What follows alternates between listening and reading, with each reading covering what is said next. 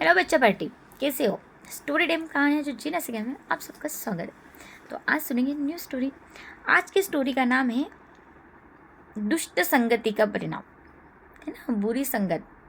हम किसी के साथ बुरी संगत यानी कि हमारी संगत रहन सहन मतलब हमारा किसी के साथ ज़्यादा संपर्क हो, है ना, या मित्रता हो, तो हम किसी की संगति करते हैं किसी के साथ, तो उसका परिणाम भी क्या हो सकता है। तो देखो, बहुत समय पहले की बात है।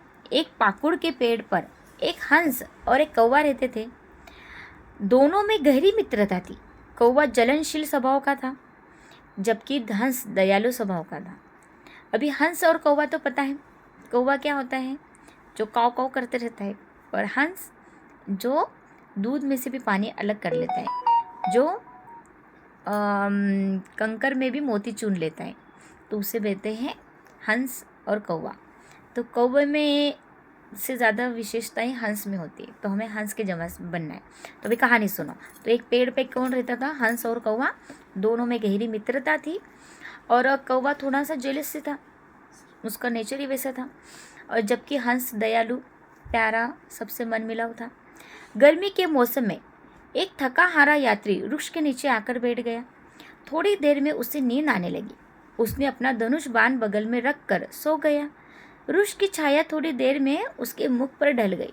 सूर्य की तेज किरणें उसके मुख पर पड़ने लगी। अभी एक रहदारी प्रवासी वहाँ पर आ गया। वृक्ष के नीचे जिस वृक्ष पे कौवा और हंस रहते थे, और वो वहाँ पर सो गया, तो उसके मुंह पर तेज सूरज की किरणें पड़ रही थी, तो उस पड़ने लगी थी। तो यात्री को विचलित देखकर हंस को दया आने लगी। वृक्ष पर बैठे हंस ने विचार कर अपने पंखों को पसार फिर उसके मुख पर छाया कर दी। गहरी नींद के कारण उसने अपना मुख खोल दिया। अभी देखो, उसको सूरज की किरणें उस यात्री का रूप, जो प्रवासी आके बैठा था, उसकी आ रही थी चेहरे पे, तो हंस दयालु स्वभाव का था, तो उसने अपने पंख पसार दिए वो वृक्ष पे बैठे बैठे, तो उसको सूरज की किरणें नहीं आने लगी, और उसको छाया मिल गई, तो उसने पंख खोल दिए। कौवा को यात्री का सुख सहन नहीं हुआ।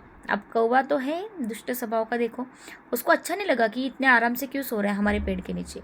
कौवा उसके मुंह में बिट करके उड़ गया, मतलब उसने वहाँ पे उसके मुंह पर उसने गंदगी करके वो उड़ गया। इससे पहले कि हंस कुछ समय समझ पाता, कौवा उड़ गया। अब हंस को तो ये बात समझ ही नहीं, और कौवा वहाँ से उड़ गया। अब पेड़ पर सिर्फ हंस बचा था। यात्री ने जैसे ही ऊपर देखा, उसे सिर्फ हंस दिखाई दिया। अब वो कौवा तो गंदगी करके उस यात्री गुरु के मुंह पे गंदगी करके भाग गया, और हंस को कुछ समझा ही नहीं क्या हुआ। पर यात्री गुरु की जैसी नींद खुली, उसने देखा तो ऊपर में उसको हंस ही दिखा, पर उसको कुछ समझा ही नहीं। देखो, तो हंस द्वारा किए उपकार से अभी वो उसको नहीं पता कि ये हंस अपने विंग्स फैलाए हैं, अपने पंख फैला के मेरे लिए बैठा है छाया करने के लिए। ये उसको पता ही नहीं कि ये मेरा इसके ऊपर उपकार है ना, तो उसका मेरे ऊपर उपकार है। उसने सोचा ज़रूरी ही इसी ने मेरे चेहरे को गंदा किया, उसे लगा इसने गंदगी की मेरे चेहरे के ऊपर। यात्री ने गुस्से में सोचा इस दुष्ट को दुष्ट की सज़ा मिलनी चाहिए। ऐसा सोचकर यात्री ने हंस पर बाण चला दिया। अब उसके पास बाण तो था ही, उसने बाण हंस पे चला दिया। हंस तो जानता भी नहीं था कि बाण क्या होता है। बाण हंस के हृदय में आकर लग गया। हंस जमीन पर आकर गिरा और उसके प्राण निकल गए।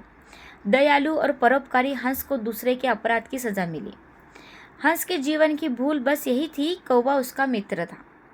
बंधुओं, दुष्ट और कुटिल से मित्रता हमेशा घातक होती है, तो हमें ऐसे लोगों से मित्रता कभी नहीं करनी चाहिए जिससे हमें हानि हो। हमें पता भी नहीं होता, पर दुष्ट लोग कभी अपनी दुष्टता, अपना स्वभाव कभी नहीं छोड़ते, और दयालु लोग कभी अपनी दयालुता कभी नहीं छोड़ते।